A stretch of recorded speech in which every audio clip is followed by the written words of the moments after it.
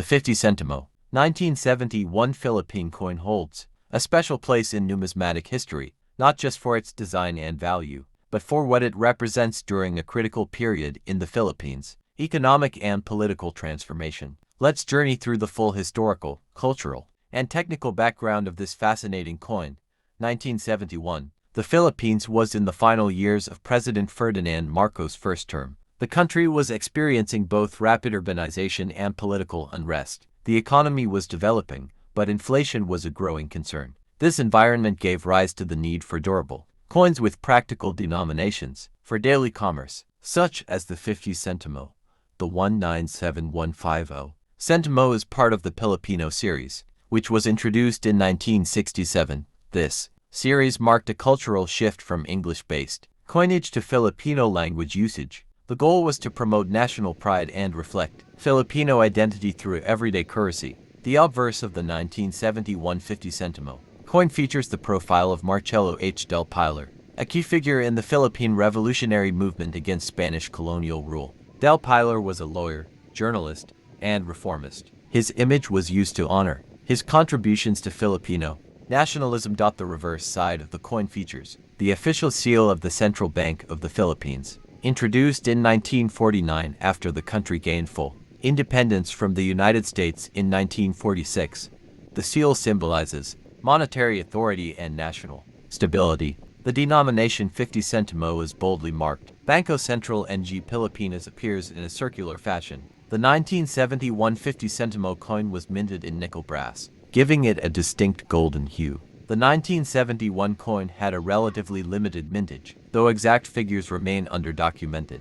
It was primarily minted by the Franklin Mint, a private mint in the United States that produced many coins for the Philippines. During this period, due to its use in regular transactions, most surviving coins are circulated and show wear, making uncirculated specimens highly desirable among collectors. During the early 1970s, the 50 Sentimo coin had modest but practical purchasing power. It could buy a small loaf of bread, a jeepney fare, or a small snack. The denomination filled the gap between the 25 Sentimo and 1 peso coins in daily commerce. The year 1971 was pivotal. The Philippines was preparing for a constitutional convention that aimed to revise the 1935 Constitution. Political tensions were rising, eventually leading to the declaration of martial law in 1972.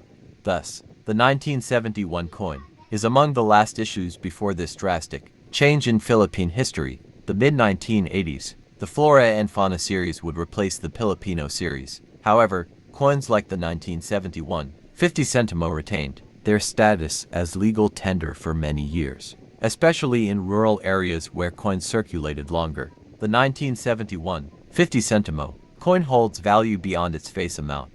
Featured designs in English under the English series 1958, 1966.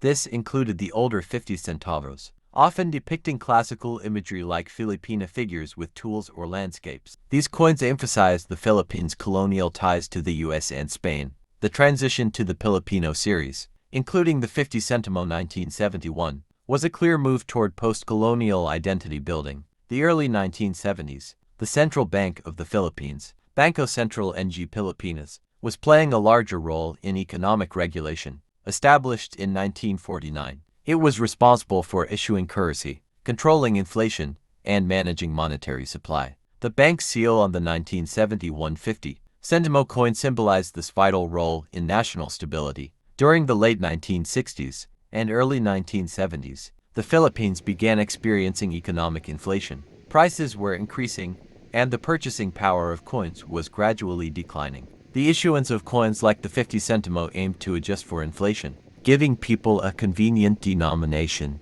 that was still useful in everyday trade. The 50 Sentimo coin was commonly used in markets, sari-sari stores, bus fare payments, and school cafeterias. Children might use it to buy candies or snacks, while adults could use it for food, transportation, and daily needs. It played a functional and emotional role in the lives of Filipinos across socioeconomic backgrounds. Over time, the coin's metallic composition began to outvalue its purchasing power. As inflation progressed, the cost of minting such coins approached or exceeded their face value, prompting future reductions in metal content in later years. The 1971 issue, however, retained a relatively solid composition, making it heavier and more durable than many of its successors. The use of a nickel brass alloy was not just a technical decision but also a symbol of reliability and strength. The gold-like appearance gave it a richer aesthetic, meant to instill trust in the currency and represent the nation's wealth, even if modest on a global scale.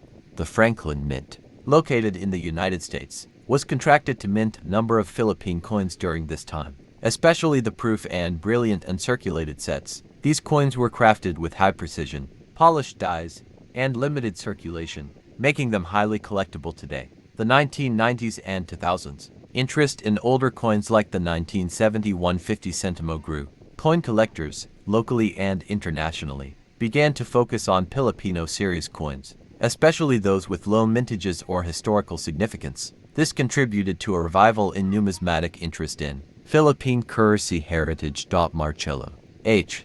del Pilar, beyond journalism, was instrumental in spreading Filipino Masonic ideals, organizing lodges that promoted reformist thought. His inclusion on the coin connects currency with intellectual resistance and national dignity, reinforcing the theme of awakening consciousness.